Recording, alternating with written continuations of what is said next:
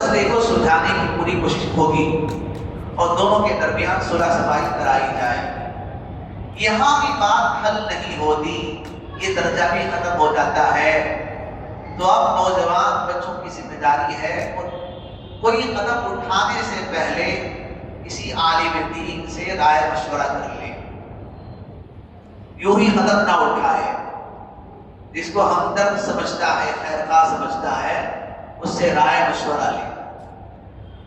اب طلاق کی جب بات آتی ہے، شریعت نے 3 طلاق رکھی ہے، تینوں کو ایک ساتھ استعمال کرنا نہیں ہے۔ ہمارے نوجوان بچے یہی غلطی کھاتے ہیں، تینوں کو بیک وقت زبان سے ادا کر دیتے ہیں، اور جب یہ کہا جاتا ہے کہ اب واپسی کی کوئی شکل نہیں ہے، پریشان ہو جاتے ہیں۔ تو علماء اکرام سے مشورہ کیا جائے، ایک عالم دین مشورہ دے گا کہ عورت جب اپنے ایام سے فارغ ہو جائے گی، صاف ستھری ہو جائے گی، تو قریب جانے سے پہلے اس کو ایک طلاق دی جائے۔ کتنی طلاق؟ ایک طلاق، بڑی لمبی چوڑی موٹی، یہاں سے شیواجی نگر تک فلاں تک، ایسی کوئی لفظ استعمال نہ کرے، سیدھا سادہ۔ وہ طلاق رجعی کہلاتی ہے۔ رجعی کا مطلب یہ ہوتا ہے دونوں میاں بیوی کو سوچنے سمجھنے کا موقع رہتا ہے کہ کہیں ہم غلطی تو نہیں کر رہے، الگ ہونے کا فیصلہ اس سے نقصان تو ہونے والا نہیں ہے، ہمارے بچے ہیں، ہماری اولاد ہے، مستقبل ہے، فیوچر ہے، کہیں غلطی تو نہیں ہو رہی۔ 1 مہینے تک دونوں کو سوچنے سمجھنے کا موقع رہتا ہے۔ دوبارہ پھر ایام شروع ہو جائیں گے تو اب لوٹانے کا اختیار باقی نہیں رہتا۔ دوبارہ ایام آنے سے پہلے شوہر یہ کہے کہ میں نے اپنی بیوی کو اپنے نکاح میں لے لیا ہے، تو بیوی دوبارہ نکاح میں آ جائے گی۔ نہ نکاح بڑھانے کی ضرورت ہے، نہ کوئی اور ہنگاموں کی ضرورت ہے۔ میری بات سمجھ میں آ رہی؟ تو ایک طلاق اگر دیں گے حالت طہر میں دیں، پھر دوبارہ ایام آنے سے پہلے دونوں میاں بیوی کو سوچنے سمجھنے کا موقع رہتا ہے، ان کو احساس ہو کہ ہم غلطی کر رہے ہیں، دونوں دوبارہ ملنا چاہیں، تو شوہر صرف یہ کہہ دے کہ میں اپنی بیوی کو اپنے نکاح میں واپس دے رہا ہوں، یا ملاقات کر لے۔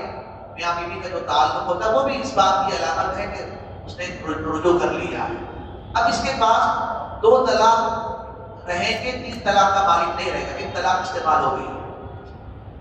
اگر کوئی شخص رجوع نہیں کرتا بیوی کو، اپنے نکاح میں واپس نہیں لیتا، دوبارہ پھر ایام شروع ہونے تک جو اختیار تھا وہ اختیار ختم ہو جاتا ہے۔ دوبارہ ایام شروع ہوتے ہی وہ رشتہ ٹوٹ جاتا ہے، طلاق رجعی طلاق بائن بن جاتی ہے، یعنی اب رجوع کا اختیار نہیں رہتا، صرف زبانی رجوع کا اختیار نہیں رہتا۔ وہ طلاق رشتہ توڑ دیتی ہے۔ دوبارہ رشتہ قائم کرنا ہو تو پھر نکاح کے ذریعے سے دوبارہ دونوں کو ملایا جا سکتا ہے۔ بات کتنے میں حل ہو رہی ہے؟ ایک ہی طلاق میں حل ہو رہی ہے، اور بہت ساری سہولتوں کے ساتھ، بہت ساری آسانیوں کے ساتھ مسئلہ حل ہو رہا ہے۔